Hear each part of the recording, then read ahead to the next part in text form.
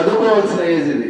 ఈ ఏజ్ లో మీరు రాంగ్ రూట్లోకి వెళ్ళిపోయారంటే మీ లైఫ్ స్పాయిల్ అవుతుంది. మీ లైఫ్ స్పాయిల్ అవుతుంది. ఓన్లీ మీ కాన్సన్ట్రేషన్ ఏముండాలి? ఇప్పుడు మీ తల్లిదండ్రులు ఎంతో నమ్మకంతో మిమ్మల్ని కాలేజీలో వాళ్ళ అవస్థలు పడి వాళ్ళు ఫీజు కట్టలేని పరిస్థితుల్లో కూలీలో డెవలప్ చేసుకుని మీకు ఫీజులు కట్టి మీకు ఒక మంచి బట్టలు ఇచ్చి అన్ని మీకు కావాల్సినవన్నీ సమకూరుస్తూ ఉన్నారు.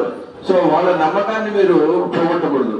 వాళ్ళు చెప్పిన మాటలన్నీ వినాలా. మీ మంచి కోసమే చెప్తున్నారు. ఏ తల్లిదండ్రులైనా కూడా పిల్లలు బాగుండాలన్న ఉద్దేశంతోనే చెప్తారు తప్ప వేరే ఉద్దేశం ఉండదు. ఇందాక చెప్పారు మా డిఎస్పీ గారు కూడా.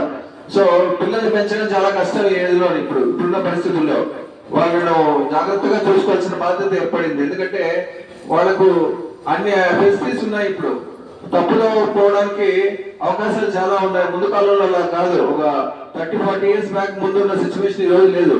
పిల్లలకి అంతా పక్కగా అవగాహన ఉంది ప్రతి విషయం పైన. సో అన్ని అందుబాటులో ఉన్నాయి. సో వాళ్ళు చెడిపోవడానికి కూడా అవకాశాలు అంతే ఉన్నాయి.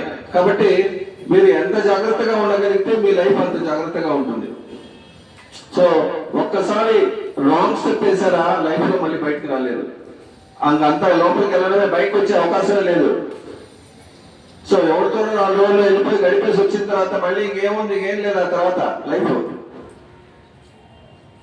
నిన్న 2-3 డేస్ బ్యాక్ సార్ చెప్తున్నారు మన కళాశాల నుంచి ఒక అమ్మాయి మిస్సింగ్ ఉంది. ఇందాకే చెప్పారు మీకు కూడా.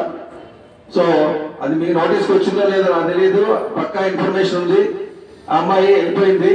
సో ఇప్పుడు ఏంటి అమ్మాయి పరిస్థితి? కాబట్టి ఆ సిచ్యువేషన్ మనకు రాకూడదు. పిల్లలు జాగ్రత్తగా this is the age to study learn. మీకు intermediate very important stage. Degree పోతే కొంచెం ఆలోచన వస్తుంది చేసుకోవడానికి. మీకు ఏది తప్పు ఏది రైట్ అనేది మీకు తెలుస్తుంది. ఇప్పుడు ఈ ఏజ్ లో మీకు తెలియదు. ఇంటర్మీడియట్ మధ్యలో ఉన్నారు మీరు. అటు ఇటు స్కూల్ కాదు కాలేజ్ కాదు. కాబట్టి ఈ ఏజ్ లో జాగ్రత్తగా మీరు ఉండాలా. సో ఎవరు చెప్పిన మాటలు వినకూడదు. సో జాగ్రత్తగా మనము డెసిషన్ తీసుకోవాలా. ఎనీ ప్రాబ్లం వచ్చినప్పుడు మీకు ఇందాక చెప్పారు పోలీస్ వాళ్ళకి కంప్లైంట్ చేయొచ్చు. మీరు అంత డిఫికల్టీస్ ఫేస్ చేస్తుంటే అలాగే 100 నెంబర్ డయల్ చేసి ఇన్ఫర్మేషన్ ఇవ్వచ్చు. కాబట్టి చాలా మనము ఎంత జాగ్రత్తగా ఉండగలిగితే అంత మన లైఫ్ సక్రమంగా ఉంటుంది. అది మీ చేతుల్లోనే ఉంది. కాబట్టి అందరూ ఇప్పటిదాకా మనకు ఇన్ఫర్మేషన్ ఇచ్చినటువంటి డిఎస్పీ గారు, సిఐ గారు చెప్పిన మాటలన్నీ విని ఎన్నో ప్రతిసారి జరుగుతూనే ఉంటుంది. కానీ తప్పులు జరుగుతూనే ఉంటాయి. చెప్పిన రోజే మళ్ళీ వెళ్ళిపోయిన రోజులు కూడా ఉన్నాయి. పిల్లలు ఇన్ఫర్మేషన్ మీకు ఇలాంటివి చేయకూడదు అని, జాగ్రత్తగా ఉండాలని. కానీ అందరూ జాగ్రత్తగా ఉంటారని మళ్ళీ ఇంకొకసారి స్ట్రెంత్ ఈరోజు చాలా తక్కువ ఉంది సార్.